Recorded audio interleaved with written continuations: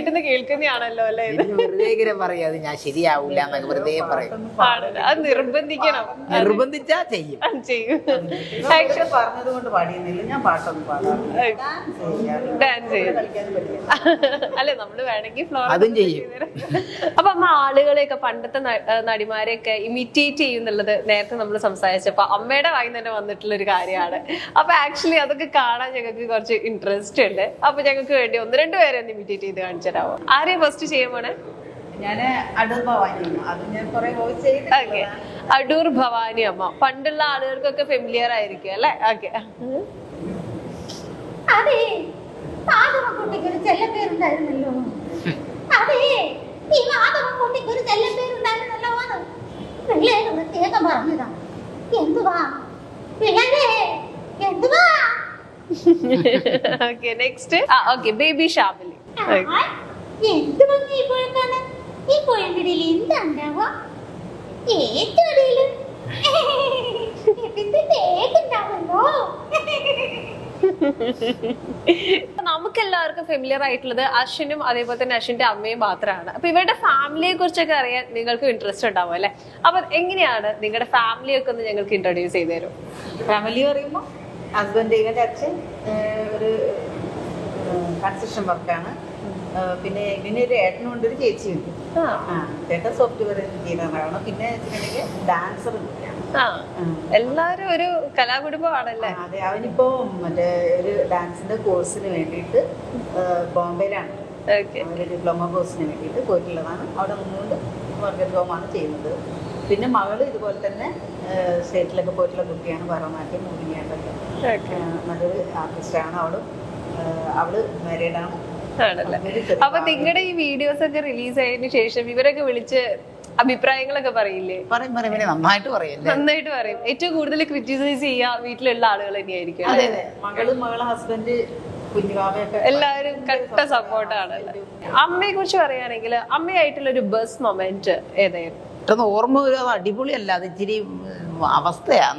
അതാണ് best moment. Means ഞാൻ ഭയങ്കരമായിട്ട് പൊളിഞ്ഞു നിന്നൊരു സമയമുണ്ട്. പൊളിഞ്ഞെന്ന് പറഞ്ഞാൽ ഇല്ലാണ്ടായി പോയൊരു സമയം ഉണ്ടായിരുന്നു. ഒരു 4-5 വർഷം മുമ്പല്ലേ, ആ സമയം അമ്മയുടെ പ്രസൻസ് ഭയങ്കരമായിട്ട് എന്നെ തിരിച്ച് ലൈഫിലേക്ക് കൊണ്ടുവന്നിട്ടുണ്ട്. ഞാൻ ടോട്ടലി ഇല്ലാതായ ഒരു സമയം ഉണ്ടായിരുന്നു മൊത്തത്തിൽ. എന്ന് പറയാം, അത് പറഞ്ഞാൽ ഞെട്ടിപ്പോ അങ്ങനെയൊക്കെ നിൽക്കുന്ന ഒരു സമയം ഉണ്ടായിരുന്നു. അതിൽ നിന്ന് തന്നെ തിരിച്ച് അത് വേണ്ട, അങ്ങനെ നാട്ടുകാരെ മൊത്തം ഞെട്ടിക്കണ്ട. അതിൽ നിന്ന് തന്നെ തിരിച്ച് ഒരു പുതിയ ഇതിലേക്ക് കൊണ്ടുവരാൻ സപ്പോർട്ട്. തേപ്പൊന്നുമല്ല, തേപ്പ് എന്നൊന്നും പറയാനൊന്നുമില്ല, തേപ്പൊന്നുമല്ല. ബ്രേക്കപ്പ് സീനും അല്ല. അതല്ലാതെ എന്റെ ഫ്രണ്ട്സിന്റെ ഇടയിൽ നിന്നൊക്കെ തന്നെ വന്ന ഒരു വലിയ ഇൻസിഡന്റ്. ആത്മാർത്ഥത കൂടി പോയി. ആ ടൈമില് ഉണ്ടായിരുന്ന അമ്മയുടെ ഒരു സപ്പോർട്ട്. ഓക്കെ, നേരെ തിരിച്ച് ഈ ക്വസ്റ്റ്യൻ അമ്മയുടെ അടുത്ത് ചോദിക്കുകയാണെങ്കിൽ അശ്വിനെ കുറിച്ച് ആലോചിക്കുമ്പോൾ ഒരു ബെസ്റ്റ് മൊമെന്റ് അല്ലെങ്കിൽ പെട്ടെന്ന് സ്ട്രൈക്ക് ചെയ്ത ഒരു മൊമെന്റ് ഏതായിരുന്നു? എനിക്ക് സ്ട്രൈക്ക് ചെയ്ത മൊമെന്റ് എന്ന് പറയുമ്പോൾ, നമ്മൾ ഇവയെ ചെറിയ ഇത് മുതലേ സ്കൂളിൽ ഡ്രാമ ചെയ്യുന്നുണ്ട്. അപ്പം ഇവ ഹൈസ്കൂളിലേക്ക് എത്തിയ സമയത്ത് ഈ മോഡൽ ഹയർ സെക്കൻഡറി സ്കൂളിലായിരുന്നു പഠിക്കുന്ന സമയത്ത് അവിടെയുള്ള എല്ലാ കുട്ടി, പിന്നെ നമ്മളിപ്പോൾ കളിച്ച് അങ്ങേ തല വരെ ചീഞ്ഞു കിടക്കുന്ന നാടകമായാലും അതെടുത്ത് ഒരു ഡയറക്ടറായിട്ട് ഒരാൾ വരും, അതിനും ലക്ഷങ്ങൾ പറയും ആ കുട്ടികൾക്ക് ആ നാടകം ചെയ്യുന്നുണ്ട്. പക്ഷെ ഇവന്റെ കയ്യിലും പൈസയില്ല, ഇവന്റെ കൂടെയുള്ള കുട്ടികൾക്ക് കളിക്കാൻ ഭയങ്കര ആഗ്രഹമുണ്ട്. ഈ നാടകമൊക്കെ ഭയങ്കര എക്സ്പെൻസീവ് ആണല്ലോ ആക്ച്വലി. കോസ്റ്റ്യൂം ഇപ്പൊ കലോത്സവം മൊത്തം ഇപ്പൊ എങ്ങനെയായാലും എത്ര നല്ല ആർട്ടിസ്റ്റാണെന്ന് കുട്ടികളുണ്ടെന്നാണ്. അവർക്ക് വളരാൻ സാമ്പത്തികം ഇല്ലെങ്കിൽ നീ അവിടെ നിന്നോ എന്നുള്ളൊരു അവസ്ഥയിലേക്ക് മാറിക്കൊണ്ടിരിക്കുകയാണ് കല. പക്ഷെ ഇവൻ അത് ചെയ്തില്ല. അതിലേക്ക് ഭയങ്കര ഒരു അഭിമാനമാണ്. കാരണം അവൻ ഇരുന്ന് എഴുതി അഭയം എന്ന് പറഞ്ഞ ഒരു നാടകം ആ പ്രായത്തിൽ ഇവൻ എഴുതി. ആക്ച്വലി ഏത് ഏജിലാണ്? ഇവൻ എഴുതി സംവിധാനം ചെയ്തു. ആ നാടകം സ്കൂളിൽ കളിച്ചു. എല്ലാവരും, ഞാനടക്കം എല്ലാവരും ഇരുന്ന് കരയാണ് നാടകം കണ്ടത്. ഇന്ന് ഈ കാണുന്നതായ എല്ലാ സംഭവങ്ങളും അതിൽ വന്നിട്ടുണ്ടായിരുന്നു. 2 കുട്ടികളുടെ കഥയായിരുന്നു. അത് ഭയങ്കരമായിട്ട് എല്ലാവർക്കും ഫീൽ ചെയ്തു. അതേമാതിരി അവർക്ക് ഫസ്റ്റ് കിട്ടി. അതുകൊണ്ട് ഇവൻ എഴുതിയ നാടകം ആ പ്രായത്തിൽ എഴുതി ഈ കുട്ടികൾക്ക് സാമ്പത്തികം ഇല്ലാത്തതിൻ്റെ പേരിൽ എഴുതിയ നാടകം സബ് ജില്ലയിലേക്ക് കൊണ്ടുവന്നു. അവിടുന്ന് കിട്ടുകയാണ് സെക്കൻഡ് പ്രൈസ്.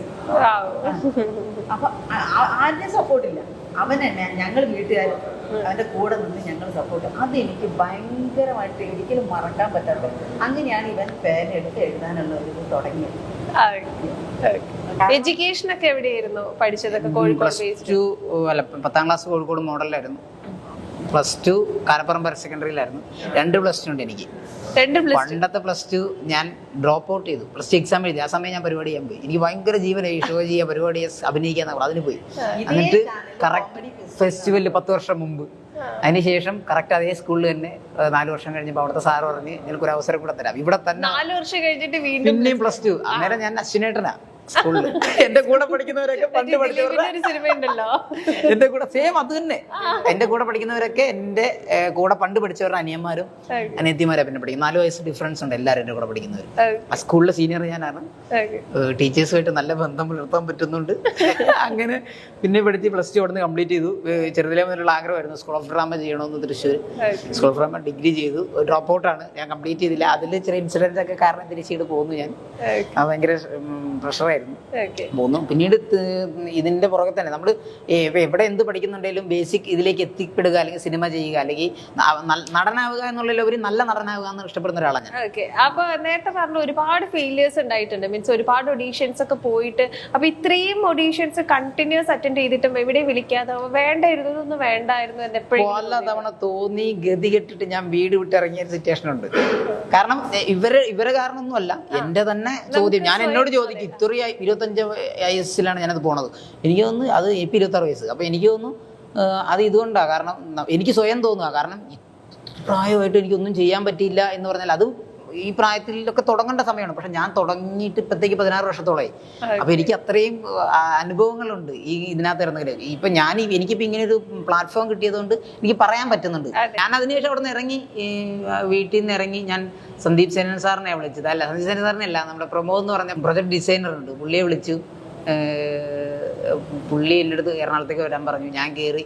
ഒരു ദിവസം രാത്രി ഞാൻ ചെന്ന് വിടുന്നു. എനിക്കൊന്നുമില്ല, എൻ്റെ കയ്യിൽ ഒരു പോലും ഇല്ല. അങ്ങനെ ഞാൻ ചെന്ന് രാത്രി മൊത്തം എടപ്പള്ളി ജംഗ്ഷനിൽ നിൽക്കുമോ, നേരെ വിളിക്കുന്നവരെ എടപ്പള്ളി ജംഗ്ഷനിൽ ഇങ്ങനെ നിന്ന് എനിക്കൊന്നും ചെയ്യണമെന്ന് ഒരു പിടിയില്ല.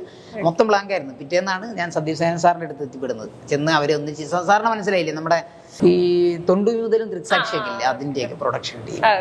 അപ്പോൾ അവരുടെ അടുത്ത് ഞാൻ അൺഎക്സ്പെക്റ്റഡ് ആയിട്ട് എന്നെ അവിടെ ചെന്ന് പരിചയപ്പെടുത്തുകയാണ്. അപ്പോൾ അവർ പറഞ്ഞു, നീ ഇറങ്ങി തിരിച്ചാണല്ലേ. ഞാൻ പറഞ്ഞു, അതുപോലെ വന്ന് എത്തിപ്പെട്ട പലരുമാണ് ഈ കൂട്ടത്തിൽ ഇരിക്കുന്നത്. വരും, നിന്റെ സമയം വരും എന്ന് പറഞ്ഞ് ഹാപ്പിയാക്കി വിട്ടതിന് ശേഷം ഞാൻ അവിടെ, എനിക്ക് നിലനിൽക്കണമെങ്കിൽ ജോലി എന്തെങ്കിലും വേണം. ഞാൻ അവിടെ ഒരു ഹോട്ടലിൽ ജോലിക്ക് കയറി. രാത്രി 10 മണി മുതൽ രാവിലെ 10 മണി വരെ അവിടെ ജോലി ചെയ്യും. രാവിലെ 10 മണി മുതൽ രാത്രി 10 മണി വരെ ഞാൻ എൻ്റെ സിനിമയും കാര്യങ്ങളുമായിട്ട് ഞാനിങ്ങനെ നടക്കും. എന്തൊക്കെയാണ് ഇനി ഫ്യൂച്ചർ പ്ലാൻസ്? എന്തൊക്കെയാണ് ആഫ്റ്റർ ദിസ് പ്രോഗ്രാം? എന്തെങ്കിലുമൊക്കെ ഫ്യൂച്ചർ പ്ലാൻസ്? വേറെ അത്ഭുതങ്ങളൊന്നുമില്ല, ഇത് തന്നെ. ഇതിനകത്തുനിന്ന് ആദ്യം രക്ഷപ്പെടണം നല്ല രീതിയിൽ. അതിനുവേണ്ടി ശ്രമിച്ചുകൊണ്ടിരിക്കുക. എന്നിട്ട് വീട് നോക്കണം. വീടെടുത്തിട്ടില്ല ഇതുവരെ, വാടകയ്ക്കാണ് താമസിക്കുന്നത്. വീട് നോക്കണം. നടി മഞ്ജു പിള്ള, നടന്മാരായ സാബുമോൻ, നസീർ സംക്രാന്തി എന്നിവർ വിധികർത്താക്കളായി എത്തുന്ന മഴവിൽ മനോരമയിലെ ഒരു ചിരി ഇരുചിരി ബമ്പർ ചിരി കോമഡി ഷോയുടെ വേദിയിൽ ചിരിപ്പൂരം ഒരുക്കി കയ്യടി നേടുകയാണ് മത്സരാർത്ഥികളായ അശ്വിൻ വിജയനും അമ്മ ശ്രീരജനിയും. ഓരോ എപ്പിസോഡിലും തുടർച്ചയായി ബമ്പർ സമ്മാനം നേടുന്ന ഇവരുടെ പ്രകടനം സോഷ്യൽ മീഡിയയിലും വലിയ വൈറലായി മാറിയിരിക്കുന്നു. എത്ര കണ്ടാലും മതി വരാത്തതാണ് ഇവരുടെ പെർഫോമൻസ് എന്ന് ആരാധകരും സാക്ഷ്യപ്പെടുത്തുന്നു. ഒരു ചിരി ഇരുചിരി ബമ്പർ ചിരി ഷോയിലെ ഏറ്റവും മികച്ച പ്രകടനം കാഴ്ചവെക്കുന്നവരാണ് അശ്വിൻ വിജയനും അമ്മ ശ്രീരജനിയും. ഇവരുടെ ഒരു സ്കിറ്റ് യൂട്യൂബിൽ 6 മണിക്കൂർ കൊണ്ട് 1 മില്യൺ കാഴ്ചക്കാരെ നേടിയിരുന്നു. ഇതുവരെ 3 കോടിയിലേറെ കാഴ്ചക്കാരെ സ്കിറ്റ് നേടിക്കഴിഞ്ഞിരുന്നു. അശ്വിന്റെയും അമ്മയുടെയും കിടിലൻ പ്രകടനമാണ് ഇതിന്റെ ഹൈലൈറ്റ്. ഇവർക്ക് വീട്ടിൽ ഒരു സഹോദരിയുണ്ട്. സഹോദരിയുടെ വിവാഹം കഴിഞ്ഞു, ഒരു കുഞ്ഞുമുണ്ട്.